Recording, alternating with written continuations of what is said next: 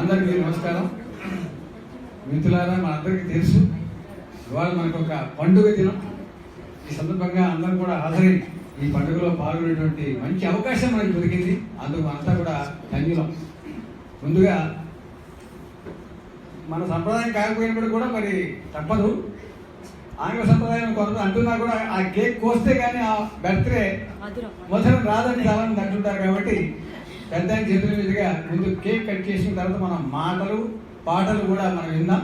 పెద్దలు చాలా మంది చేశారు. అందరికీ కూడా ముందుగా ఆహ్వానం పలుకుతూ ఇప్పుడు కేక్ కటింగ్ కార్యక్రమం.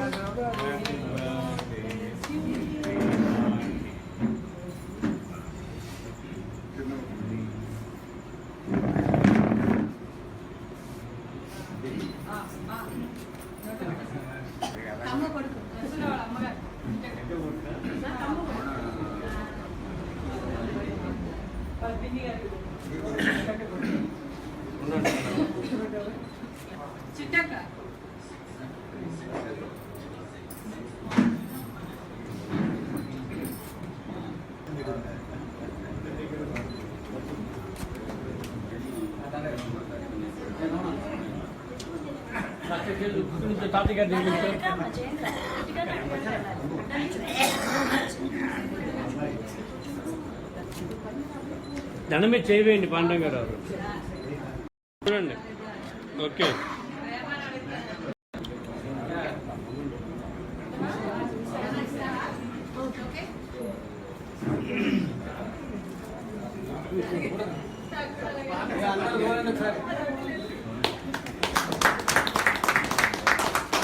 బాపు గారు తమ్ముడు గారు చేతితో విసిరి స్కెచ్. బాపు గారు తమ్ముడు శంకర్ గారు.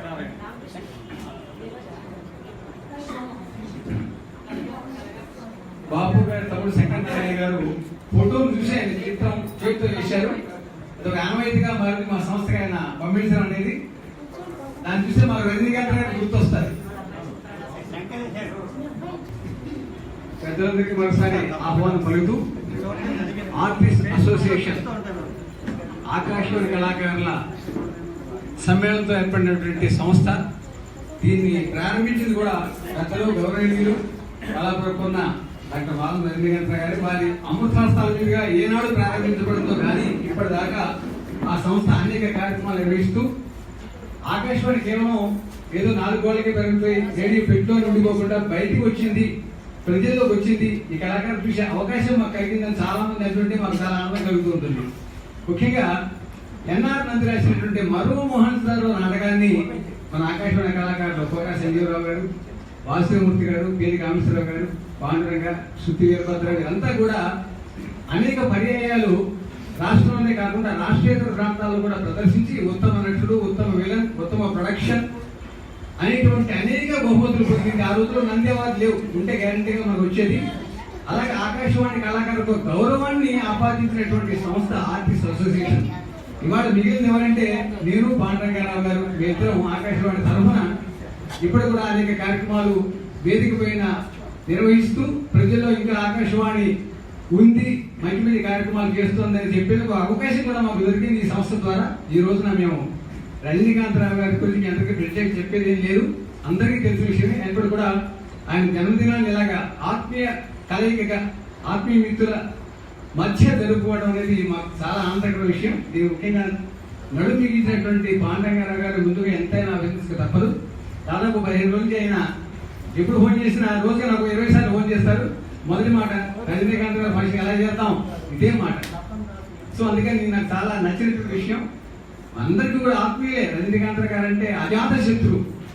ఎవరికి ఆయన ఏనాడు పల్లెత్తు మాడేవారు అనలేదు. అందరూ కూడా ఆయన అంటే ప్రాణం పెట్టేటువంటిది. ఎందుకంటే ఎందుకు చెప్తానంటే అలాంటి ఆకాశవాణి కళాకారులు మా ఏబిఆర్ తెగించి ఈ రోజున డాక్టర్ జయప్రకాష్ వరకు అందరూ కూడా ఆయన అభిమానులే. అంతేకాకుండా చాలా మంది టెంపరీగా పనిచేసే పిల్లలు ఉన్నారు. వాళ్ళు కూడా రజనీకాంతరావు గారి పేరు చిట్టి వాళ్ళకి ఫోన్ వస్తారు. వారిని చూడాలి, మేము వారి దగ్గర రావాలి, వారి పాదాలు నమస్కరించాలి, వారి ఆశీస్సులు తీసుకోవాలి అని చెప్పి ఇవాళ పొద్దున కూడా కొంతమంది పిల్లలు వచ్చి వారి ఆశీస్సులు తీసుకున్నారు. ఇది చాలా శుభ పరిణామం. ఎందుకంటే ఈ కాలంలో ఎవరంటే ఆయన నండు సుబ్బారావు ఎవరంటే ఆయన, శ్రీరామరావు ఉషశ్రీని ఎవరు అనేటువంటి దుర్దశలో ఉన్న తరుణంలో టెంపరీ పనిచేసే పిల్లలు కూడా ఈయనంటే ప్రాణం పెడతారంటే ఆయన ఎంత మహానుభావులు మరి అందరూ వేరే చెప్పుకోనక్కర్లేదు. ఈ సందర్భంగా ముందుగా మా ఆర్టీ అసోసియేషన్ వ్యవస్థాపక అధ్యక్షుడు పాండంగారు గారు ఒక 2 నిమిషాలు మాట్లాడతారు. అందరికీ నమస్కారం. రజనీకాంతరావుతో నాకు 45 ఏళ్ళ పైన పరిచయం. ఎప్పుడో హైదరాబాద్లో నేను ఏఆర్లు చేసినప్పటి నుంచి ఆల్మోస్ట్ 8 వరకు ఆయన బాగా ఎక్కువ పరిగణిస్తాను. నేను ఆయన ఎక్కువ గౌరవిస్తాను. 1973లో మా ఆల్ ఇండియా రేడియో శివద్వీప్ జరిగింది. పాత స్టూడియో, గోల్డ్ స్టూడియో ఉండేది. అక్కడ ఆ శివద్వీప్లో మనకి 3-2 రోజులు ఫంక్షన్ పెట్టాం. అప్పుడు రజనీ గారు స్టేషన్ డైరెక్టర్. అంతకుముందే నా దగ్గర చాలా మంది ఆర్టిస్టులు రేడియో అనౌన్సులు చేసే వాళ్ళంతా స్టేజ్ ఆర్టిస్ట్, నాటకాలు స్టేజ్ సినిమా అంతా ఆర్టిస్టులు.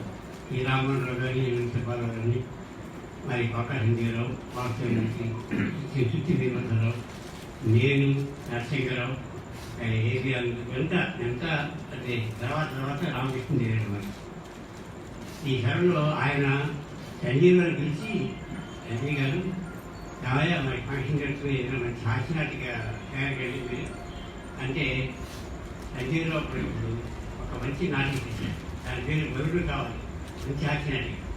దాంట్లో ప్రత్యేకత ఏంటంటే అతను కళాకారులు చూసి క్యారెక్టర్ రాశాడు. ఎందుకంటే నాటకాల్లో క్యారెక్టర్ చూసి మన కళాకారు ఎందుకుంటాం, దాన్ని వ్యవస్థగా రాశాడు. అయితే ఆ నాటిక బరుడు కావాలి నాటిక గంట నాటిక అది 100 పద్ధతులు తీసుకున్నాక ఎక్కడైనా నాటులో అనేక చోట్ల బయట కూడా వేశారు. 100 పద్ధతులు ఇస్తుంది. ఈ కారణం మాకు ఇన్స్పిరేషన్ రజనీ గారు. తర్వాత వరుడిగా ఉంటారు మద్దగిరి ఏం జరిగింది నరసింహారావు నాకు రాశారు.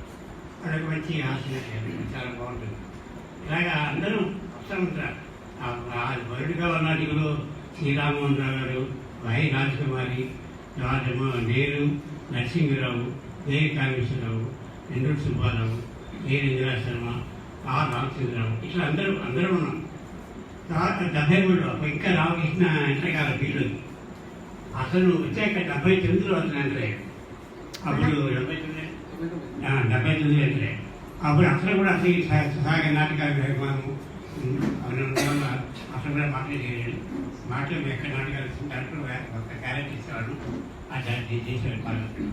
అలాగా ఈ ఆర్టిస్ట్ అసోసియేషన్ 70 అంటే వాళ్ళకి ఎంత అయింది, ఒక 40 ఏళ్ళు అయిన అసోసియేషన్. మేము 25 ఏళ్ళు నిరాఘాటంగా ప్రతి ఆదివారం నాటకాలు వేసేవాడు. ఇక్కడ రాష్ట్రంలో అన్ని చోట్ల, ఇక్కడే కాకుండా బయట కూడా, బయట స్టేట్లో ఢిల్లీ కానీ, అహ్మదాబాద్ కానీ, గుజరాత్ కానీ, కర్ణాటక కానీ, ఎన్ని చోట్ల నాటకాలు వేసాం. అంతా మంచి అసోసియేషన్ అలా డెవలప్ అయ్యి ఇప్పుడు రేడియోలో మా ఇంటికి వచ్చేవాడు. మా ఇంటికి వచ్చి ఎవరి 10 ఆదివారం మా సంస్థ నాటకం వేయాలని. అప్పుడు ఎంత ఎక్కువ డబ్బులు కూడా వచ్చేవాడు. మేము చాలా మినిమం అమౌంట్ మరీ 10 దాకా వాటి తప్ప అట్టిగా డబ్బులు ఆశించి కానీ, లాభాల నుంచి కానీ, దాన్ని ఇల్లు పెట్టుకుందాం కానీ వాటి కోరికలు లేవు. మాకంటే కూలి ఒకటి నాటకం వేయాలి, 10 మంది తెచ్చుకోవాలి అని. రేడియోలో అక్కడాకారులు కానీ గ్లామర్ ఉంటుంది. ఆ గ్లామర్ కూడా చాలా ఎదురుకు మేము రోడ్డు మీద నడుస్తుంటే అవి అనుగుణ పాటలు, అనుగుణ శరీరం అనుకునేవాడు.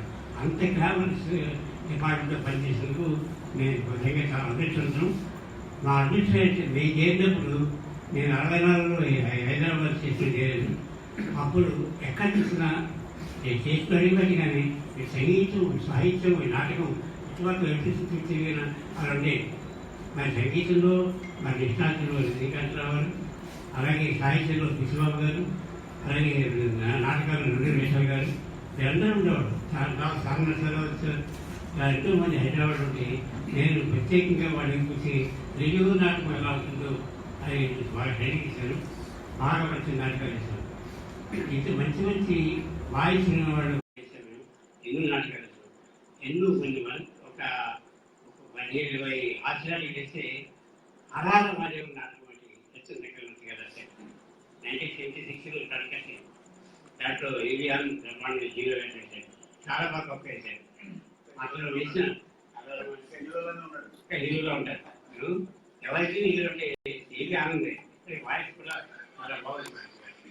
మరి అటువంటి వాళ్ళు ఆ నాటకాన్ని స్టేజ్ నాటకంగా చేస్తే దాన్ని ఎవరు రాస్తారు? స్టేజ్ నాటకంగా. సచిన్ గారికి ఏమో స్టేజ్ నాటకాన్ని చేస్తారు, నేను రాయకపోతున్నాను. అప్పుడు ఎదురుగా శ్రీకాంత్ కూర్చోబెట్టి అక్కడికి మొత్తం ప్రిపేర్ చేసి ఆ నాటకం వేశారు. అది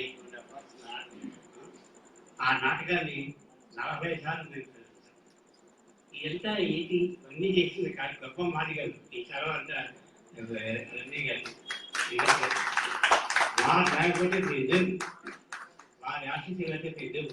ఇప్పటికీ గట్టాబట్టేటమాట అంత మంచి అదృష్టం వ్యక్తి. మరి లివింగ్ లెజెండ్. ఈరోజు ఆయన పక్కన నిల్చుంటే ఆయన ఎంత ధైర్యం ఉండాలి. నేనంటే చాలా అభిమానం. ఎప్పుడైనా ఆయన మొత్తం ఈ హాల్లో ఉండే వాళ్ళ అబ్బాయిని కూర్చోబెట్ట కానీ నన్ను మాత్రం గ్యారెంటీ కూర్చోబెట్టారు. ఈవెన్ వాళ్ళ అబ్బాయిని కూర్చోబెట్టారు. అంత ప్రేమ. ఎందుకంటే నేను మన్నది కన్నా ఈ వీళ్ళ ఫ్యామిలీలో 100 మెంబర్స్ నేను హీరో ఉంటాను. మరి అదృష్టం మరి ఎప్పుడో పుణ్య చేసిన దొరికింది.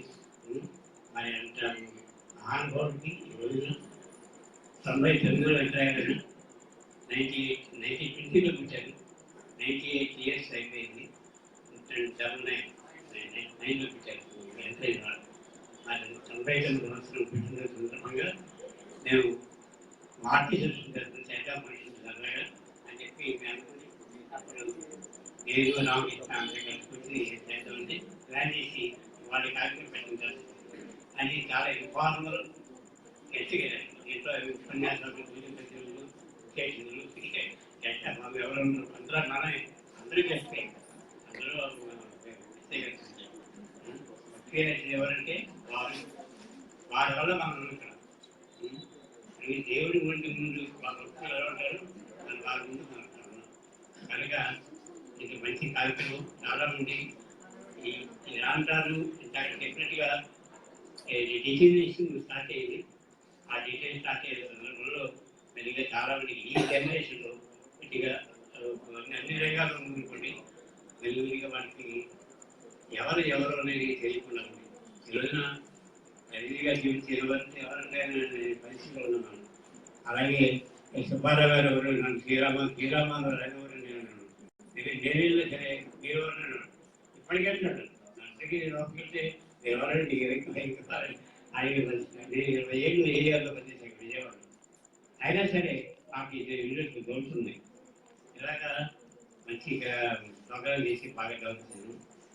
ఇవాళ రజనీ గారి బర్త్డే చేసి మరి ఇంద్రగాని శ్రీకాంత్ సరిగ్గా ఆయన కొద్దిగా ఆరోగ్యం సరిగ్గా రాలేకపోతే ఆయన మెసేజ్ పంపినాం.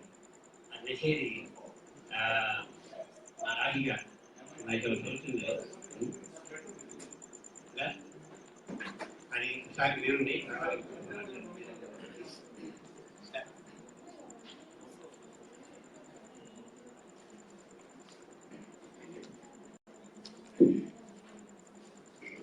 అందరికీ నమస్కారం. ఇప్పుడు నేను చదువుతున్నటువంటి సమాచారం మన ఇంద్రగంటి శ్రీకాంత్ శర్మ గారు పంపించింది. శత వసంత సమీర కుమారులు శ్రీ రజనీకాంతరావు గారు కాలాన్ని అపురూప సుమ సుందరం చేసి సాహిత్య సంగీత పరిమళాలను వహించి తెలుగు కళా రసికులను పరవశింప చేస్తూ వీచిన రసిక దేశికులు, కళా ప్రపూర్ణులు. ఒక లలిత గీతం, ఒక యక్షగానం, ఒక సాహిత్య ప్రసంగం ఎలా ప్రసరించాలో నేర్పిన కవి వతంసులు. అవతల రవీంద్రనాథ ఠాగూరు, యువతల కూచిపూడి వారు, నడుమన తెలుగు చలనచిత్ర ప్రేమికులు ముచ్చట పడే విధంగా పలు వెన్నెలను ప్రసరింపచేసిన రజనీకాంతులకు ప్రణమిల్లుతూ జన్మదిన శుభాకాంక్షలతో శిష్య నిర్విశేషుడు శ్రీ ఇంద్రగంటి శ్రీకాంత శర్మ, సికింద్రాబాదు 29/1/2018. ఇది శ్రీ శ్రీకాంత్ శర్మ గారు వారి మీద గౌరవంతో పంపించిన సందేశం. ఈ సందర్భంగా ఈ మెసేజ్ ని చదివినందుకు నేను ఎంతో అదృష్టవంతురాలను తెలియజేసుకుంటూ ఒక చిన్న మాట చెప్తున్నాను ఈ సందర్భంగా. మన జేజీ మామయ్య గారితో నాకు మా అబ్బాయి అయితే అంతప్పటి నుంచి మాకు పరిచయం. అలాగే మా నిమ్మి అక్క కానీ తమ్మల్ని కానీ అందరితో మాకు ఆ ఫ్యామిలీతో చిన్నప్పటి నుంచి అలా తిరిగిందాన్ని నేను. ఆ చదువుతో చెప్తున్నాను. చిన్నప్పుడు మా అమ్మమ్మ వాళ్ళ దగ్గర పెరిగినప్పుడు మా అమ్మమ్మ వాళ్ళు చెప్పేవారు, అండి గాంధీ తాత గారిని చూశాను, నేను నెహ్రూ గారిని చూశాను, వాళ్ళతో కలిసి తిరిగామని చెప్తుండేవారు అప్పుడు. ఇప్పుడు నేను చెప్తున్నాను, రేపు నాకు నా మనవాళ్ళు కానీ ముని మనవాళ్ళు కానీ పుట్టే వాళ్ళ నా రజనీకాంతరావు గారు ఉండేవారు. వారు ఒక సాహిత్య సంగీత ఒక కూతురిగా ఉన్నందుకు ఇందాక వాళ్ళు చెప్పినట్టు ఎప్పుడైనా ఎవరైనా వెళ్తే ఇలా నడు సుబ్బారావు గారు ఎవరు, శ్రీరామ్మోహన్ రావు గారు ఎవరు అలా అడిగితే వాళ్ళని వాళ్ళు తెలియకపోవచ్చు. కానీ వీరందరి యొక్క సమక్షంలో అలా ఒక గాలి అలా వీచినప్పుడు ఆ గాలిని నేను ఆస్వాదించానని చెప్పడానికి నేను ఎంతో గర్వపడుతున్నాను. ఇక్కడ ఉన్న వారందరూ కూడా మన ప్రియమద గారు కానివ్వండి, కృష్ణమోహన్ గారు కానివ్వండి, ఏబి ఆనంద్ గారు కానీ అందరి గురించి నాకు తెలుసు, అందరితోనూ ప్రయాణించారు. కాకపోతే వారందరికీ సమతూగా లేను, కానీ ఒక చిన్న గాలి వీచి ఆ రజనీగంధ పరిమళాలను ఆస్వాదించానని చెప్పడానికి నేను ఎంతో గర్వపడుతున్నాను. అలాగే ఇటువంటి ఒక గ్యాదరింగ్ అందరినీ కలిపి వీళ్ళందరి ఫ్యామిలీలో ఒక చిన్న కామన్ ఏంటంటే సింప్లిసిటీ. అంకుల్ తో చాలా సింప్లిసిటీ, మీ అందరికి తెలిసిన విషయమే. ఆంటీ కూడా అలాగే ఉండేవారు, చాలా సింపుల్ గా ఉండేవారు. ఇక వాళ్ళందరూ కూడా సింపులే. అయితే ప్రస్తుత గారు అసలు ఇంకెంత సింపుల్ అంటే ఆవిడ మాట కానీ ప్రవర్తన కానీ అలాగే ఉన్నారు. ఇక్కడికి విజయవాడ వచ్చినప్పటి నుంచి రజనీకాంత్ అంకుల్ గారి బర్త్డే కను ఏదో ఒక విధంగా ఇలా గ్యాదరింగ్ లో నేను పాల్పంచుకుంటున్నాను. దానికి నేను ఎంతో ఆనందిస్తున్నాను, గర్వపడుతున్నాను. ఈ అవకాశం ఇచ్చిన పెద్దలందరికీ నా నమస్కారాలు. Thank you. ఆకాశవాణి విజయవాడ కేంద్రంలో రజనీ గారు అడుగుపెట్టినప్పటి నుంచి స్టేషన్ డైరెక్టర్ గారు విజయవాడ కేంద్రాన్ని పైన రబ్బర్ విజయవాడ అంటే ఈ రోజున ఇండియాలో బ్రహ్మాండ కేంద్రంగా మా డైరెక్ట్ చేయడం. ఎందుకంటే కొండ నుంచి కడల దాకా అన్ని గోదావరిని బ్రహ్మాండం చేశారు. ఆయన దగ్గర నుండి చేసి కొండ నుంచి కడల దాకా గోదావరి మీద మంచి బ్రహ్మాండం. అలాగే తెలంగాణ నడిగారు గంట ప్రోగ్రాం అది తెలంగాణ అది ఇంజనీరింగ్ విషయం కాదు. అలాగే తెలంగాణ నిర్ణయం పాల్గొనేటువంటి అంటే ఇంటర్వ్యూ డైరెక్ట్గా ఇంటర్వ్యూ కాదు, ఆయన మాట్లాడుతూ ప్రతి రోజు ఆయన దంటే చేస్తారు. అది అక్కడ కార్యక్రమం తర్వాత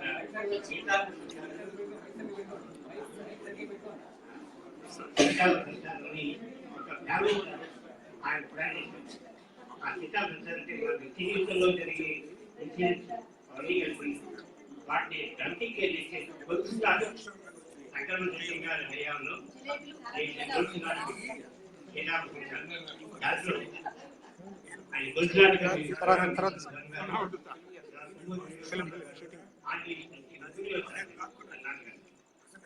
మంచి నాటకాలు చేశారు. ఆయన నుంచి రివ్యూలో మైల్స్ మీద మెమోరీ మీద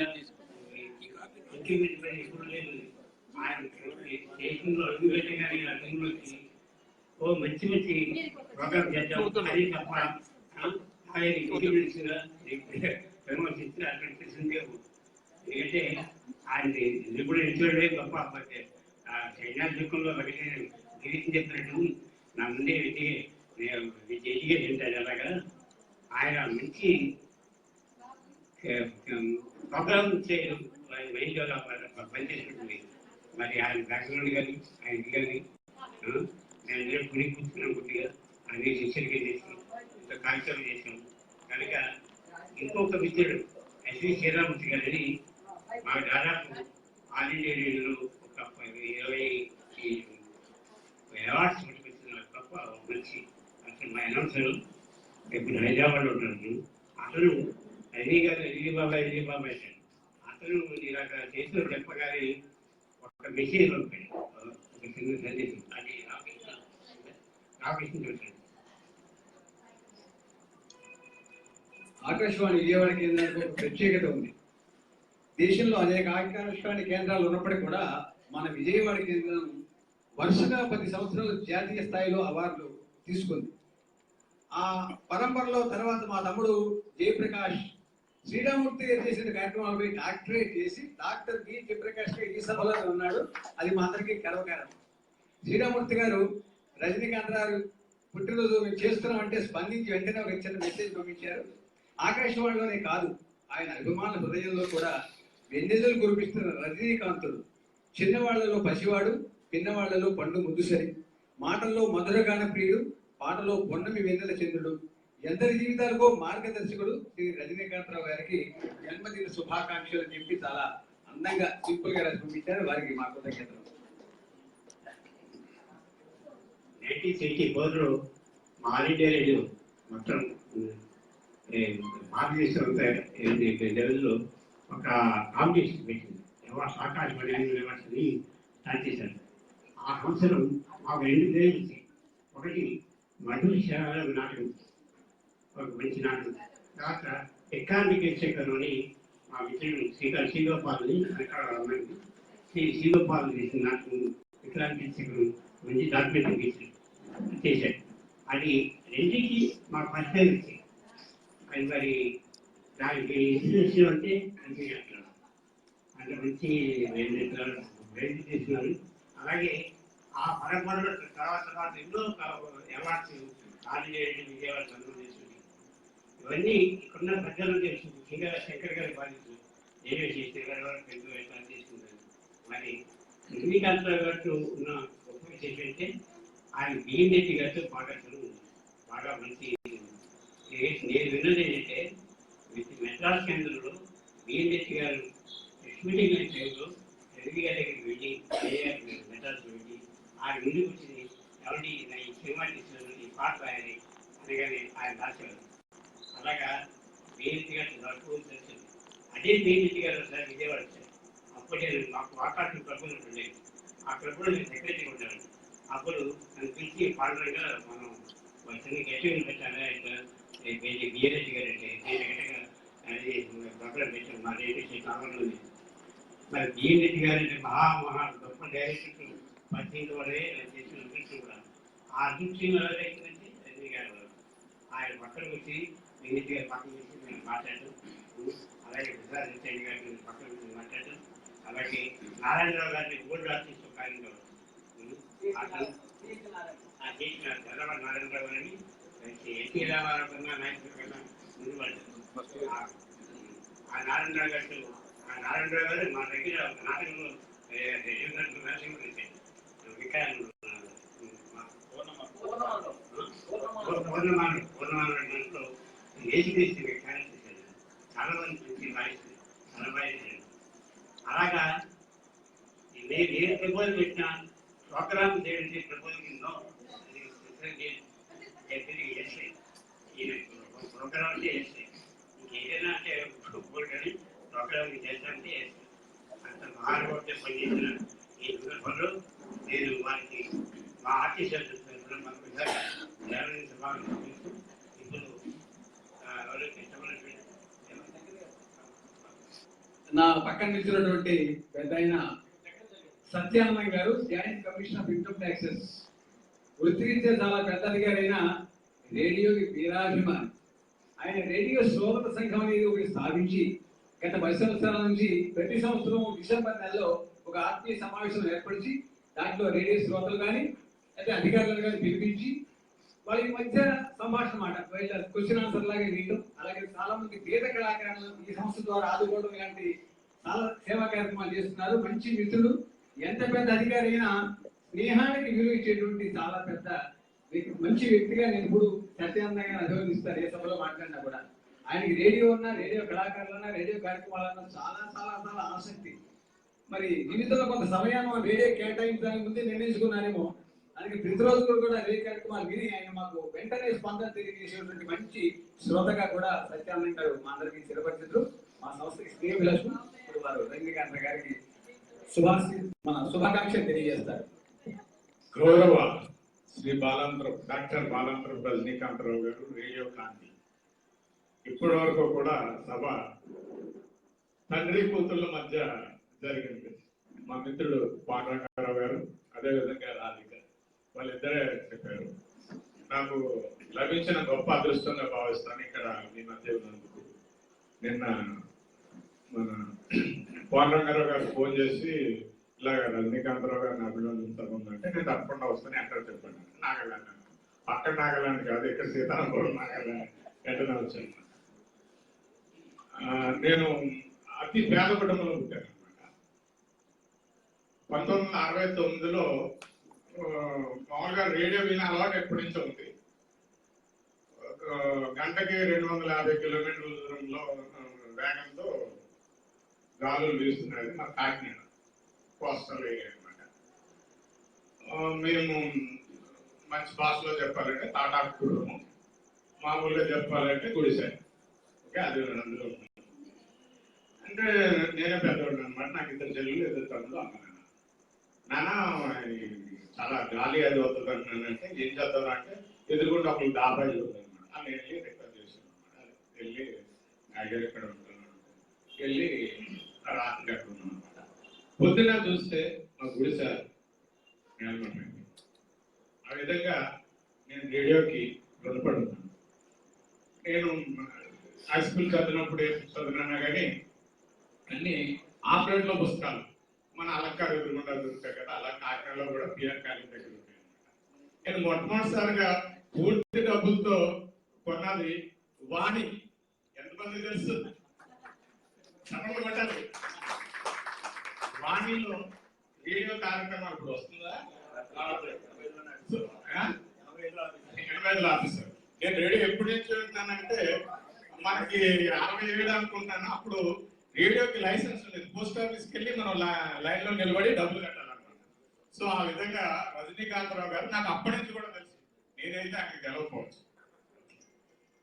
అయితే టైం తీసుకొచ్చి కదా పర్వాలేదు కదా, అందరూ రేడియో అభిమానులు కాబట్టి రేడియో రక్తం పోతుంది కాబట్టి అనుభవాలు అయ్యి చెప్పుకుంటాను అనమాట. ఎందుకంటే జ్యోత్స్న గారు నాకు మంచి ఫ్రెండ్ అనమాట. వాళ్ళ అమ్మ రేడియో బాల్మతి, హైదరాబాద్ లో మా నైబర్స్. వాళ్ళ అమ్మాయి కూడా మాకు టెనెంట్ అనమాట. సో మేము వాళ్ళ భర్త ఎలియాస్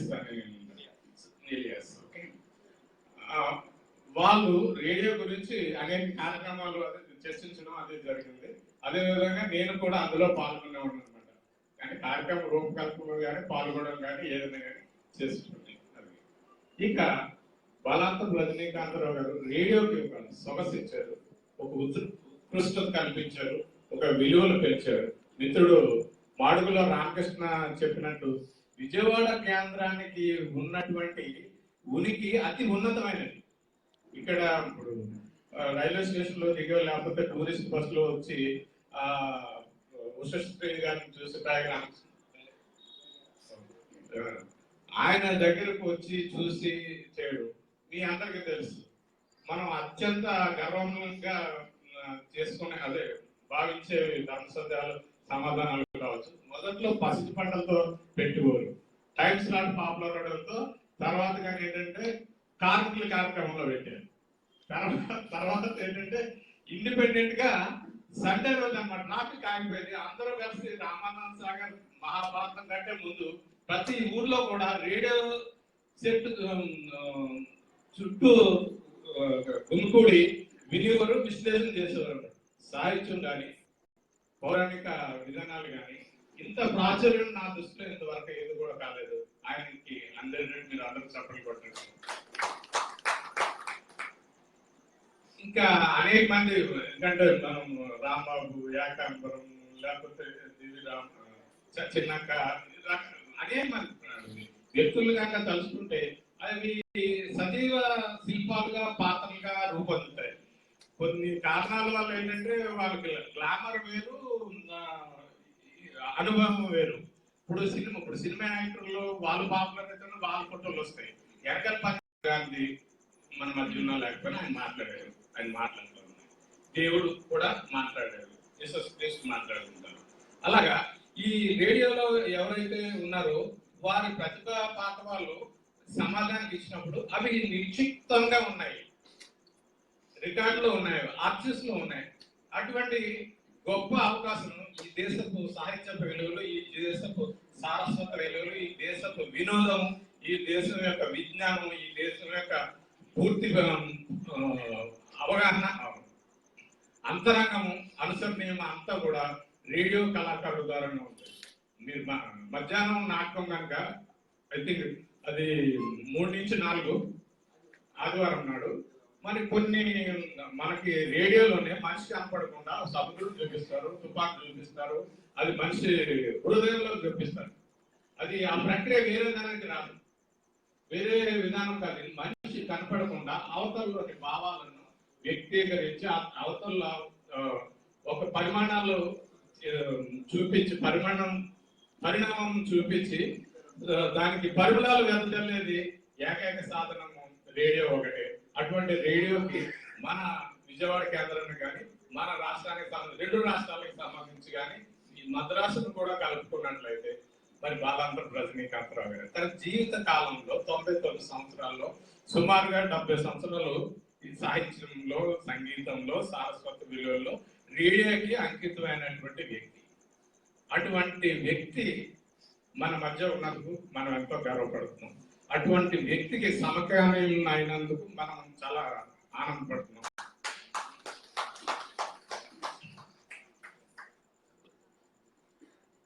మిత్రులారా, ఇది ఎన్నటికీ నిరంతరంగా నిరవధికంగా కొనసాగే ఒక గొప్ప సాంప్రదాయం శ్రీ రజనీకాంత్ గారి వ్యక్తిత్వం. సాహిత్య సొబగులు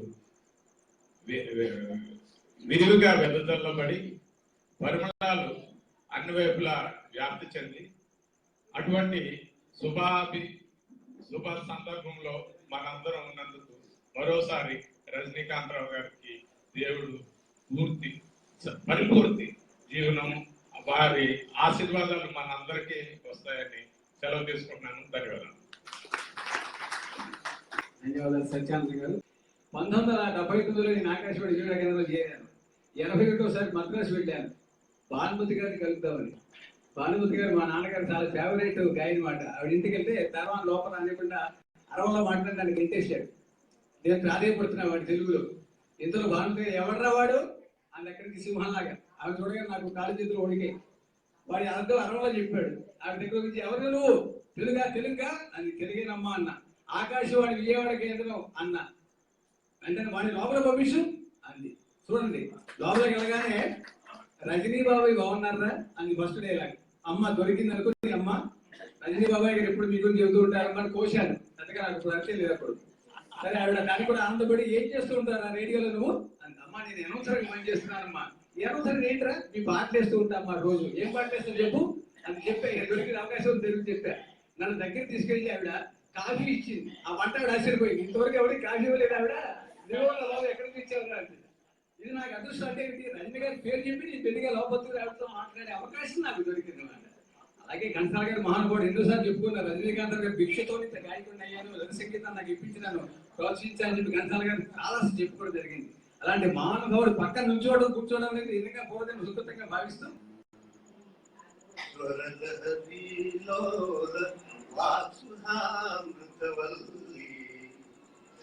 స్వరలహరీలోల వాక్సుధామృతవల్లి రంగవల్లి కల్పనా కల్పవల్లి తల్లి స్వరలహరీలోల కల్పిత నవనందన వనమందిరాతి సుందరాంగణమున రావో సవిలాస లలిత కోమల బహువర్ణ పూర్ణ రసకల్లోలిని వైరావో స్వరలహరీలోల పర్యవసిత శరత్కాల భాసమాన కౌముదీ వైతరాత్రి పర్యవసిత శరత్కాల భాసమాన కౌముదీ వైతరాత్రి సూర్యోదయ పూర్వారుణ నీహార తుషార యవనికామృత సదనమున ప్రాంగణమున విలసిల్లుమాయన సదనమున ప్రాంగణమున విలసిను మాయ ఉదయాచల మధురోజ్వల సంధ్యారుణ ఛాయ సదనమున ప్రాంగణమున విలసిను మాయ ఉదయాచల మధురోజ్వల సంధ్యారుణ ఛాయ సంధ్యారుణ ఛాయ సంధ్యారుణ ఛాయ సంధ్యారుణ ఛాయ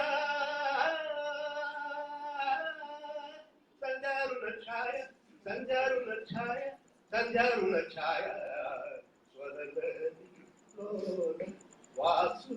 వాసుధామృతవల్లి రంగవల్లి కల్పన కల్పవల్లి తల్లి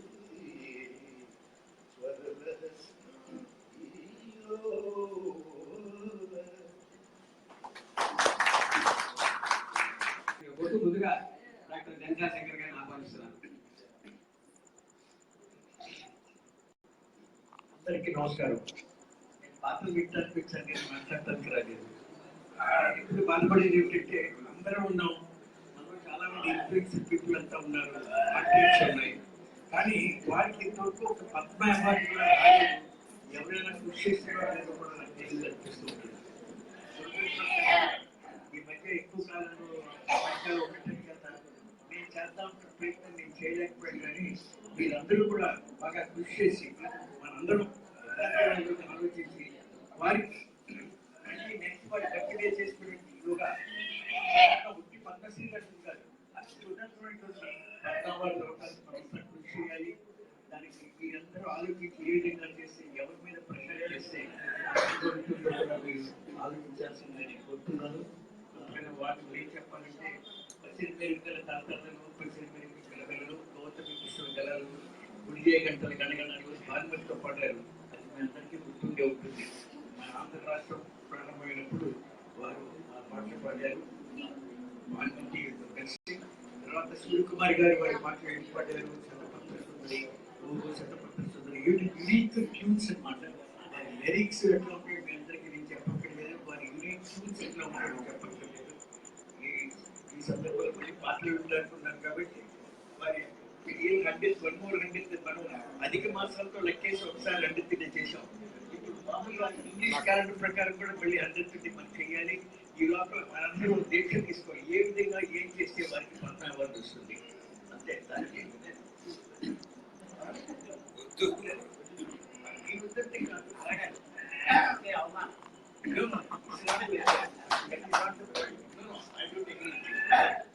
we have to see it properly.